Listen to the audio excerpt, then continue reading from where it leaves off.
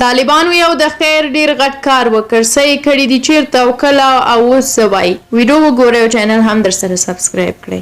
په ارزګان کې د طالبانو د کرنې او مالدارۍ ریاست مسؤلین وایي د تیرو 3 کلونو په موده کې 100 جریبه ځمکه باندې د پستې باغونه جوړ کړي دي.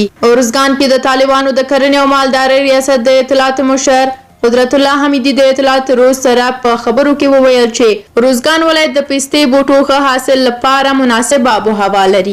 دی وایي موږ په 1499 کال کې د یوې موسسې په مرسته په ارزګان کې 100 جریبه ځمکه باندې د پستې باغونه جوړ کړل چې دغو باغونو اوس ښه حاصل ورکړی دی او ډېرو ځمکو لرونکو اوس د پستې باغونو جوړېدو ته مخه کړې ده.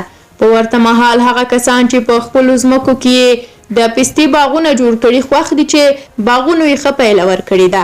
دوی وایي د ارزګان پسته ښه دانه او ګرم مارکیټ لري.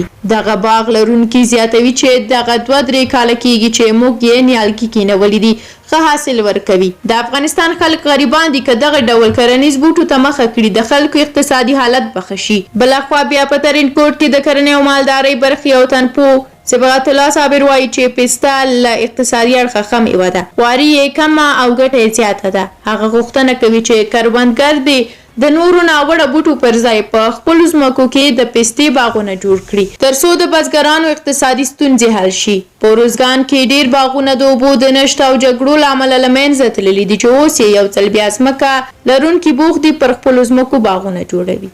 له تاسو هم ډیره زیاته مننه چې ویډیو مو تر پایه ولیدله. زموږ د چینل نورې ویډیوګانې مه هیروئ، همدارنګه لایک یې کړئ او نظریات مو په کومنټ کې ولیکئ. تر بیا